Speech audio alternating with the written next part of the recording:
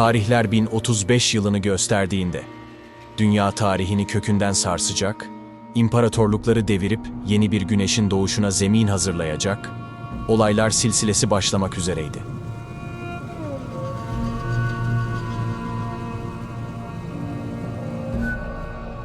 Türkistan'ın Harezm bölgesinde sıkışan Selçuklular için artık hayatta kalmanın tek bir yolu vardı: Horasan'a göç etmek. Ancak bu topraklar, o dönemin askeri süper gücü olan Gaznelilerin mutlak hakimiyeti altındaydı. Selçuklu beyleri Tuğrul ve Çağrı beyler, Sultan Mesud'a haber göndererek barışçıl bir teklifte bulundular. Sadece sığınacak bir yurt istiyorlardı. Bunun karşılığında ise Gazne sancağı altında askeri hizmet vermeye hazırdılar.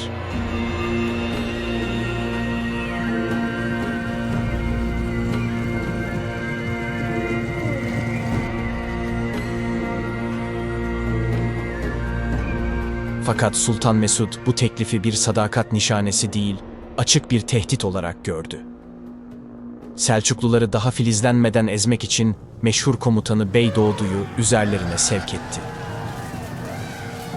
Ancak 1035 yılındaki Nesa ve 1038 yılındaki Serah Savaşı, tarihin beklemediği bir bozgunla sonuçlandı.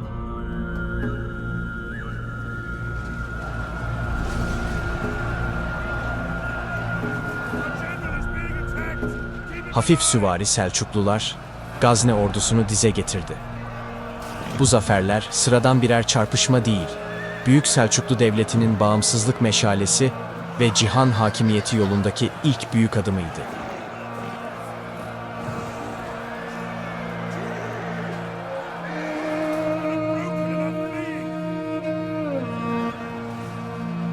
Sultan Mesud artık durumun ciddiyetini anlamıştı.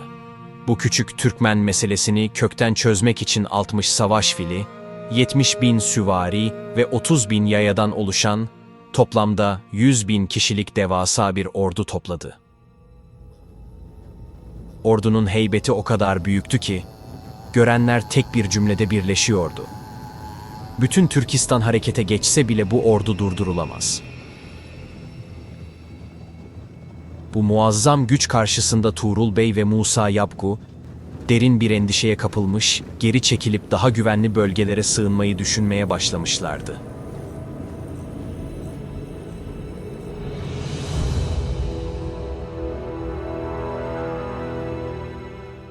Ancak Çağrı Bey, askeri bir deha olarak tarihe geçecek o kritik tespiti yaparak kardeşlerini durdurdu. Onlar ağır ve hantal, biz ise hafif ve hızlıyız. Bu savaşı kazanabiliriz.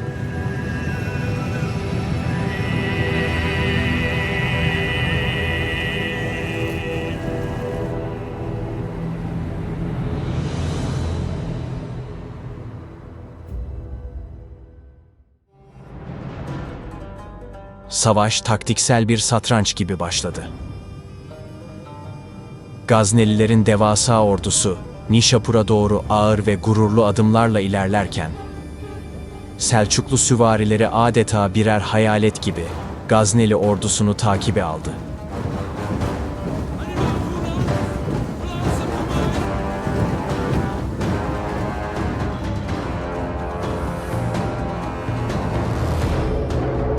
Çağrı Bey'in emriyle Selçuklu hafif atlıları, Bozkır'ın en ölümcül silahı olan hızlarını konuşturuyor.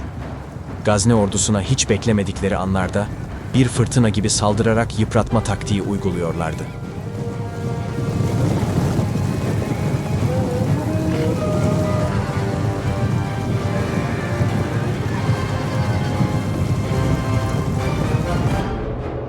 Gazne birlikleri ağır zırhları ve devasa cüsseleriyle bu çevik saldırılara karşı koymak için atağa geçtiğinde ise Selçuklular çoktan menzil dışına çıkıyordu.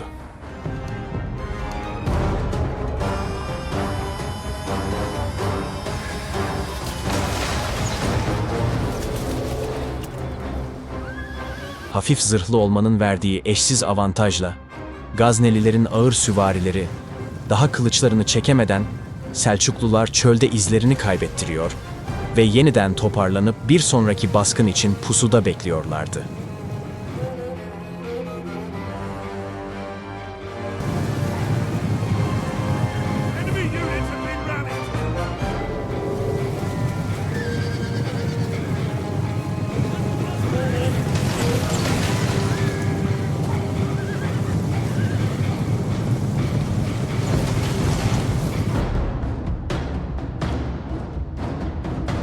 Bu bitmek bilmeyen yıpratma savaşının yanında Selçuklular en ölümcül hamlelerini de sahneye koydular. Yol boyunca tüm su kuyularını ya tamamen tahrip ettiler ya da içlerini doldurarak kullanılmaz hale getirdiler. Çöl sıcağının altında ilerlemeye çalışan Gazneliler için artık tek bir düşman yoktu. Bir tarafta her köşeden fırlayan Selçuklu okçuları, diğer tarafta ise askerleri delirten kavurucu bir susuzluk vardı.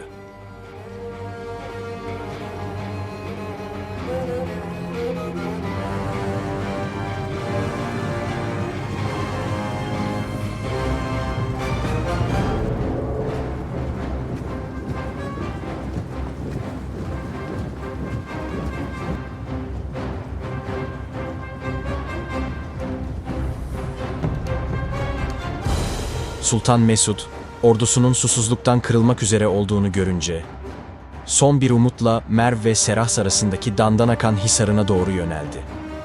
Orada su olduğuna inanıyordu.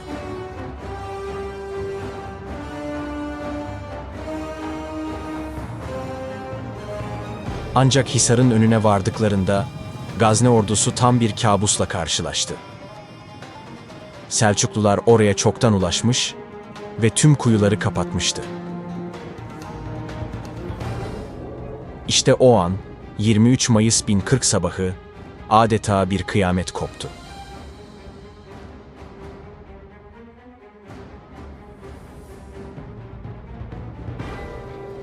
Susuzluktan çatlayan ve disiplini tamamen kaybolan Gazne ordusu savaş düzeni bile alamadan Selçuklu atlıları her yönden bir fırtına gibi saldırıya geçti.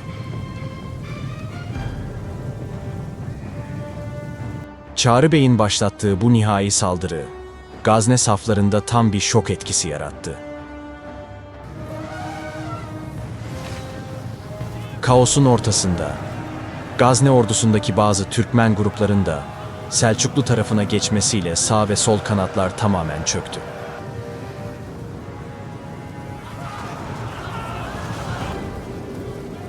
Üst düzey komutanların firar etmesi ise bozgunu kaçınılmaz kıldı. Devrin en yenilmez ordusu sayılan Gazne ordusu, Dandanakan kumlarında darmadağın oluyordu. Sultan Mesud, sadece 100 sadık süvarisiyle canını zor kurtararak savaş meydanından kaçmak zorunda kaldı. Mağrur Sultan, bu büyük bozgunun faturasını komutanlarına kesip onları idam ettirse de, içine düştüğü korku başkenti Gazne'de bile oturmasına izin vermedi. Hindistan'a kaçan Mesud, sadece bir yıl sonra kendi adamları tarafından öldürülerek trajik bir şekilde tarihten silindi.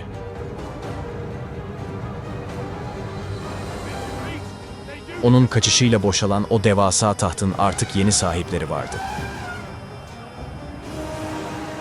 23 Mayıs 1040 Cuma günü, öğle vakti güneş tepedeyken, Dandanakan sahasında zaferin sessizliği hakimdi. Selçuklu beyleri Tuğrul ve Çağrı beyler ile Musa Yabgu, kazandıkları bu imkansız zaferin şükrüyle atlarından indiler ve hep birlikte secdeye kapandılar. Hemen oracıkta kurulan kurultayda Tuğrul Bey resmen sultan ilan edildi.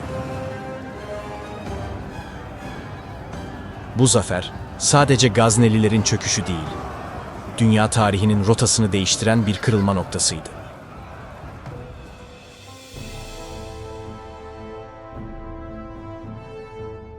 Dandanakan ile Büyük Selçuklu Devleti resmen kurulmuş, Türklerin asırlar sürecek olan Batı yürüyüşü geri dönülemez bir şekilde başlamıştı. Bu öyle bir yürüyüştü ki, Anadolu'nun fethinden Haçlılarla ve Moğollarla mücadeleye, en sonunda da Osmanlı İmparatorluğu'nun kurulup bir dünya gücü haline gelmesine varacaktı. Dandanakan, bir avuç atlı savaşçının Bozkır'ın bağrında kurduğu o büyük hayalin, Viyana kapılarına kadar uzanacak olan o kutlu yolculuğun ilk ve en büyük adımıydı.